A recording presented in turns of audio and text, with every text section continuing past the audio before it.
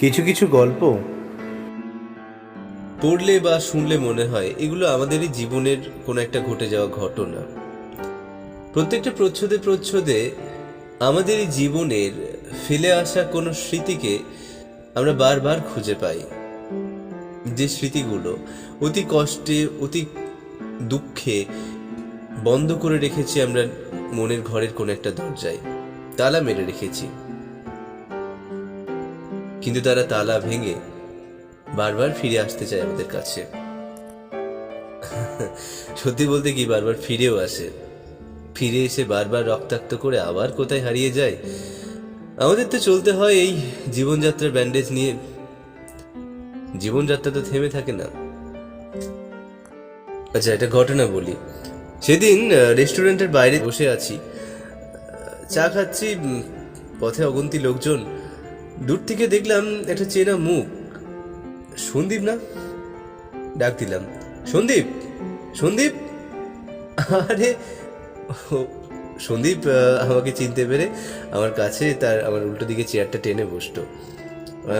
বন্ধু, 5 বছর পর কিন্তু দেখা হলো আমাদের। দেখাটা কিন্তু হয়ে গেল বল? হ্যাঁ, তা প্রায় 5 বছর তো হবেই। লাস্ট আমাদের দেখা হয়েছিল কবে বলতো? ওই 17 না 16, ঠিক মনে পড়ছে না। আচ্ছা বল, কেমন আছিস? এই চলে যাচ্ছে, বউ বাচ্চার সংসার নিয়ে। তুই কেমন আছিস? আমারও সেম। কথায় কথায় মনিকার কথা জিজ্ঞেসই করে ফেললাম। মনিকা কলেজ জীবনে আমার প্রেমিকা। মনটা যেন টেনে নিয়ে গেল সেই বছর 4 আগের কোন এক বৃষ্টি ভেজা দিনের কাছে। মনটা বড় আজব জিনিস, কখন কোথায় চলে যায় না, আমরা ধরে রাখতে পারি না। আমাদের মন পুরনো স্মৃতিগুলো কেমন যত্ন করে নিজের কাছে রেখে দেয়, আর পরিস্থিতি না বুঝে এমন ভাবেই উগড়ে দেয় যেগুলোর নেওয়ার ক্ষমতা বোধহয় সবারই থাকে না। সত্যিই তো, ভুলে যাবই বা কি করে সেই দিনটার কথা, যে দিনটায় রাস্তায় এত লোকের মাঝে মনিকা হঠাৎ করে চিৎকার করে উঠল, তুই ওকে মেসেজ করবি কেন? হঠাৎ করে রাগে অভিমানে গটগট করে নিজের রুটের বাস ধরে সোজা ওর বাড়িতে। আমি দাঁড়িয়ে রইলাম কিছুক্ষণ, আমি বুঝতেই পারলাম না আমি কি এমন মহাভারত অশুদ্ধ করে ফেললাম। তারপরে তো সেই কান্না কাটি ঝগড়া, রাগ ভাঙাতে প্রায় 2-3 দিন তো লেগেই ছিল। বা ওই দিনটার কথা ভুলে যাই বা কি করে, যেদিন আমার ধুম জ্বর। মনিকা সারা রাত ধরে আমার মাথার উপর বসে আমার মাথায় হাত বুলিয়ে গেছিল। আমার অবশ্য সেদিনের কথা সেরকম ভাবে কিছু মনে ছিল না। পরের দিন নার্স দিদির কাছে শুনেছিলাম।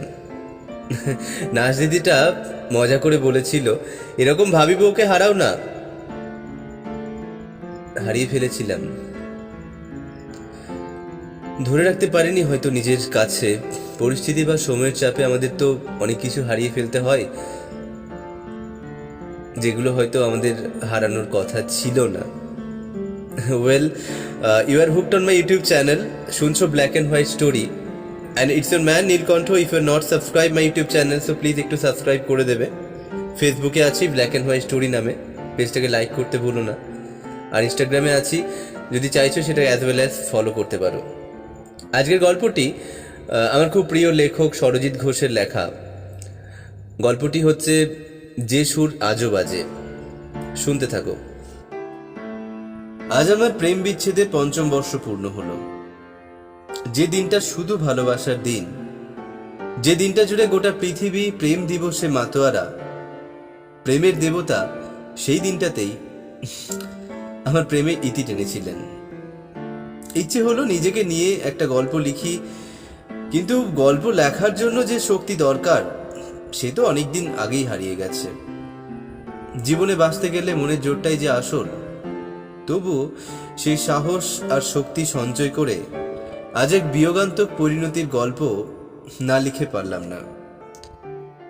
একটা বয়সের পর প্রত্যেকটা মানুষের জীবনেই প্রেম আসে। আমার জীবনেও এসেছিল। প্রেম তো পরমা প্রশান্তি, এক অন্য অনুভূতি। কলেজের নবীনবরণ উৎসবে সেদিন বন্ধুরা ধরেছিল একটা আবৃত্তি করে শোনানোর জন্য। শুনিয়েছিলাম জীবনানন্দের বনলতা সেন। আবৃত্তি শেষে ফাটানো হলো হাততালি। আমি মঞ্চ থেকে নেমে আসার পর মোহিনী জানিয়েছিল, আমি তোমার বনলতা সেন হতে চাই। সুন্দরী রমণীর প্রেম প্রত্যাখ্যান করে এমন কোনো পুরুষ মানুষ আছে নাকি? তাই কথাটা শোনার পর আরো একবার মনে মনে আবৃত্তি করলাম কবিতার কয়েকটা লাইন। চুল তার কবেকার, অন্ধকার বিদিশার নিশা, মুখ তার সাবস্তির কারুকার্য, অতি দূর সমুদ্রের পর হাল ভেঙে যে নাবিক হারায়েছে দিশা, সবুজ ঘাসের দেশ যখন সে চোখে দেখে দারুচিনি দ্বীপের ভিতর, তেমনি দেখেছি তারে অন্ধকারে। বলেছে সে, এতদিন কোথায় ছিলেন? পাখির নীরের মতন চোখ তুলে নাটোরের বনলতা সেন। আমি প্রথম থেকেই একটু বেশি কথা বলি। চুপচাপ থাকাটা আমার স্বভাব বিরুদ্ধ। সহজেই মিশে যেতে পারতাম সকলের সাথে। কলেজে ওঠা, প্রথম বর্ষ, প্রথম প্রেম। মোহিনীর প্রেম প্রস্তাবকে সাদরে গ্রহণ করলাম। কলেজে যে ছেলেটাকে সবাই ভালো ছেলে বলে জানতো, পড়াশোনা ছাড়া যার অন্য কোনো জগৎ ছিল না, সেই ছেলেটা কিনা প্রেম করছে। আসলে মাধ্যমিক বা উচ্চ মাধ্যমিকে সবেতেই এক দুর্দান্ত রেজাল্ট ছিল আমার। তার উপরে ফিজিক্সে অনার্স নিয়ে কলেজে ভর্তি হয়েছি, আর ওদিকে মোহিনী ছিল আর্টসের স্টুডেন্ট, বাংলা অনার্স। সবার কাছেই আমি যেন এক অবাক জিজ্ঞাসা। আমার জগৎটা তখন সত্যিই মোহিনীময়। আসলে প্রেম কি জিনিস তা খায় না মাখে, সে সম্বন্ধে আমি একেবারেই অনভিজ্ঞ ছিলাম। প্রেমকে জানার জন্য বা বোঝার জন্য বোধহয় প্রেমই করতে হয়। তাই ফিজিক্সের মতন বিষয় যেখানে পড়াশোনা করাটা বড্ড বেশি জরুরি, তা যে কিভাবে গণ্য হয়ে গেল বুঝতেই পারলাম না। আমার আচার আচরণে এক অস্বাভাবিক পরিবর্তন এলো। আসবেই না বা কেন? আমি তো প্রেমে মজেছি। পড়াশোনার প্রতি সেই আগ্রহটা আর দেখায় না যতটা আমি দেখাই প্রেমের জন্য। আসলে মোহিনী জীবনে আসার পর থেকে আমার জীবনটাই যেন কেমন বদলে গেল। এতটাই ভালোবেসে ফেললাম যেন তাকে চোখে হারাই। যত দিন যায় সম্পর্কের গভীরতা ততই বাড়তে থাকে। মোহিনী সবসময় চাইতো আমি যেন তাকে বেশি বেশি করে সময় দিই, নইলে ঝামেলা বাঁধত। আমিও মোহিনীকে হারাবার ভয়ে কোনো ঝামেলাই পছন্দ করতাম না, তাই টাইমটা ওকে বেশি দিতাম। এমনই হয়ে গেল, নিজের যত বন্ধু বান্ধব আছে তাদের সাথেও যোগাযোগটা কমে গেল, কারণ মোহিনী পছন্দ করতো না আমি তাদের সাথে যোগাযোগ রেখে চলি। সম্পর্কটা এভাবেই আস্তে আস্তে এগোতে লাগলো। যে ছেলেটা নিজের কেরিয়ার ছাড়া কিছুই ভাবতে পারতো না, সেই ছেলে নিজের চাওয়া পাওয়া অপেক্ষা বেশি গুরুত্ব দিতে লাগলো মোহিনীর চাওয়া পাওয়াকে, কারণ মোহিনী সেটাই চায়। যে কজন বান্ধবীর সাথে সামান্যটুকু কথা বলতাম তাদেরকে দেখলেই এড়িয়ে যেতাম। এই বুঝি মোহিনী দেখে ফেলে? বান্ধবীদের সাথে কথা বলা মানেই হয়তো তাদের সাথে রিলেশন, এই অহেতুক সন্দেহ মোহিনীর মনে উৎপাত করত। তাই নিজের থেকে এক প্রকার কথা বলা বন্ধ করে দিলাম। নিজের স্বাধীন চিন্তা ভাবনার জগৎ থেকে পুরো বিচ্ছিন্ন হয়ে গেলাম মোহিনীর জন্য। অনেক কিছুই ত্যাগ করতে হলো।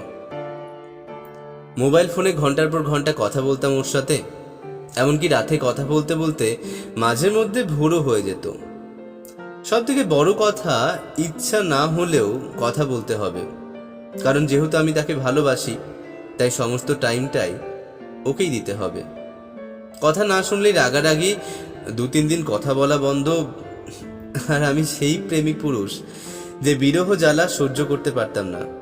দোষ করলেও সরি বলতাম, আর দোষ না করলেও সরি বলতাম।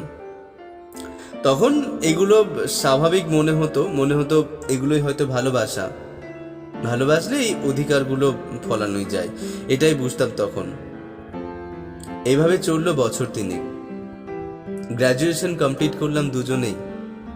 ও ভালো রেজাল্ট করলো, আর সে তুলনায় আমার রেজাল্ট ততটা ভালো হলো না। আমার রেজাল্ট খারাপ হওয়ায় আমার দুঃখ নেই। মোহিনী তো ভালো রেজাল্ট করেছে, তাতেই আমি খুশি। মোহিনীর প্রতি আমি আরো বেশি কেয়ারিং হয়ে উঠলাম। প্রেমিক হিসাবে আমি সবসময় চাইতাম ওর মন জয় করতে। বুঝতাম কাউকে ভালো রাখার নামই ভালোবাসা। ক্যালকাটা ইউনিভার্সিটিতে রেগুলার MA তে চান্স পেয়ে গেল মোহিনী। আর আমি ডিস্টেন্সে এমএসসিতে। ওর কিভাবে ভালো রেজাল্ট হবে সেটাই সর্বদাই মাথায় ঘুরপাক খেত। তাই নোটস, বইপত্রর আমি সব জোগাড় করে দিতাম। ওর আরো ভালো রেজাল্ট হোক এটাই চাইতাম। ভালোবাসার মানুষকে জেতানোর মধ্যে থাকে যে ভালোবাসা। এইভাবে প্রেম, ভালোবাসা, ঝগড়া, সন্দেহ এই নিয়েই যে কিভাবে 6-6টা বছর কেটে গেল বুঝতেই পারলাম না। এতদিন পর্যন্ত সবই ঠিকঠাক ছিল। এরপর থেকে শুরু হলো জীবনের দ্বিতীয় ইনিংস, একটা অন্য অধ্যায়ের সূচনা। পরিবর্তন লক্ষ্য করলাম মোহিনীর মধ্যে। শুরু হলো ইগোর লড়াই। আমার থেকেও ওর ভালো রেজাল্ট, বিএড কমপ্লিট করে এমএড করছে, আর আমি প্রেমিকার মন জয় করতে করতে প্রেমের পেছনে দৌড়াচ্ছি। কারণ ভালোবাসার থেকে যে বড় আর কিছুই নেই।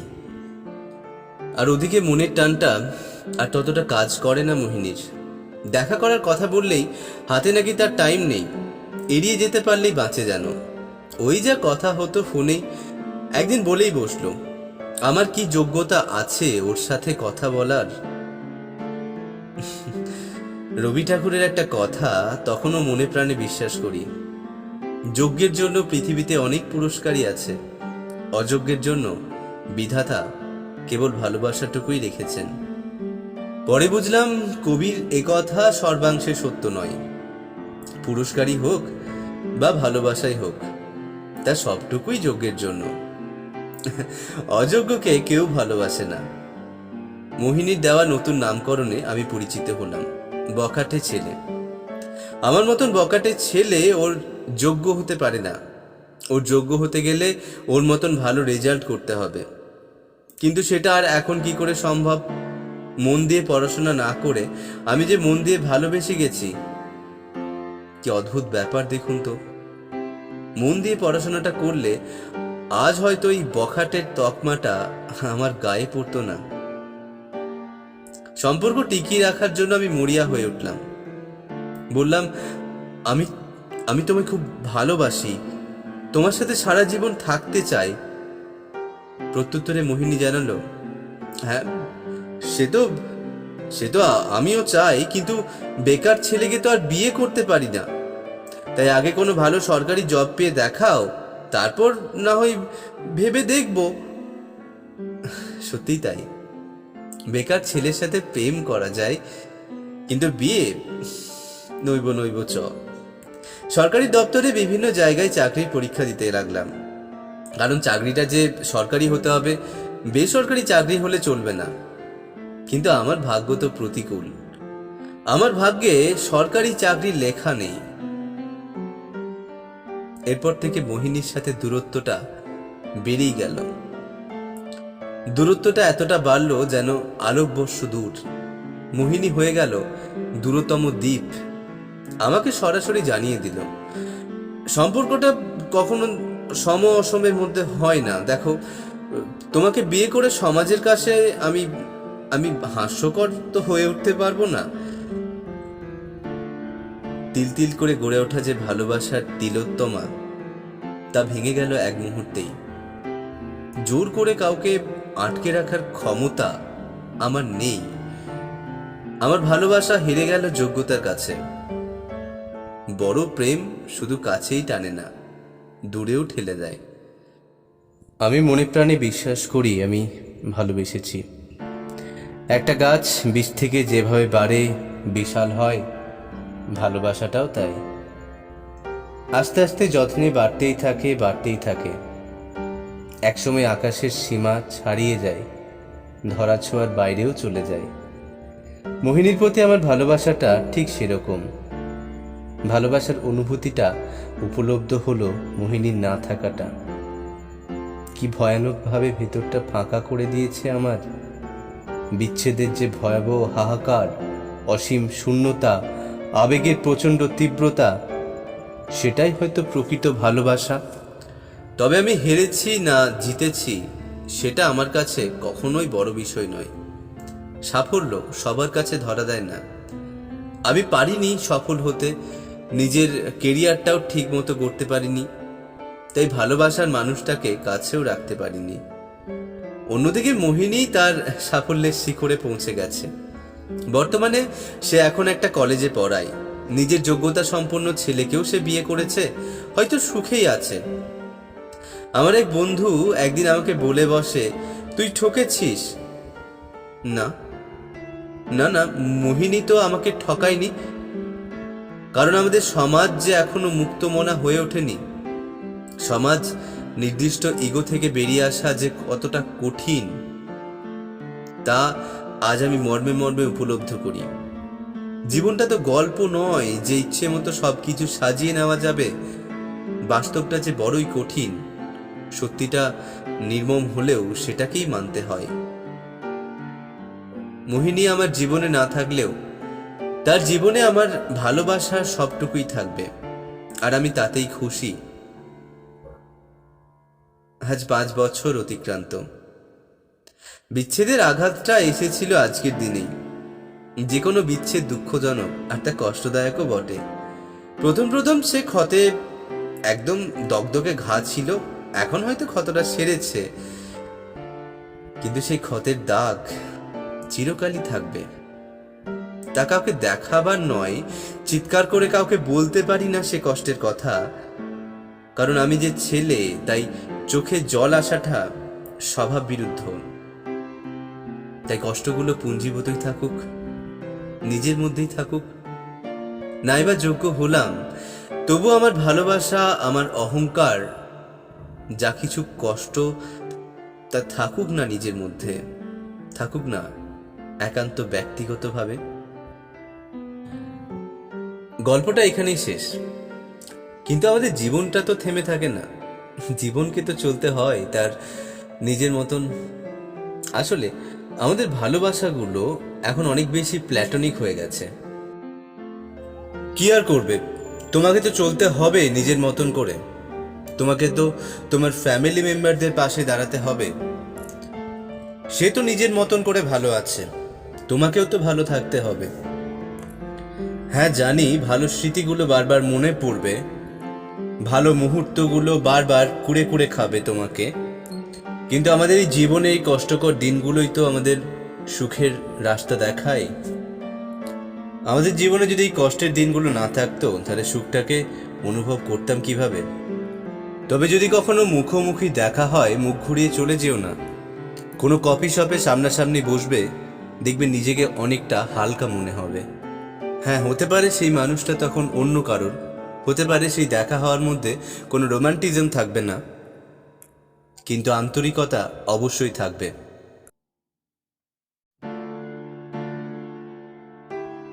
তোমাদের কি মনে হয় আমাকে জানিও। ফেসবুকে একটা পেজ আছে ব্ল্যাক অ্যান্ড হোয়াইট স্টোরি, ওখানে এই বিষয়ে কমেন্ট করতে পারো। আবার রিকোয়েস্ট করবো চ্যানেলটিকে সাবস্ক্রাইব করে দিও, যাতে এইরকম ধরনের কোনো অডিও স্টোরি এলে তোমরা যাতে তার নোটিফিকেশন সাথে সাথে পেয়ে যাও। আর শুনতে থাকো ব্ল্যাক অ্যান্ড হোয়াইট স্টোরি। আবার হয়তো দেখা হবে কোনো দিন, কোনো সময় তোমাদের সাথে।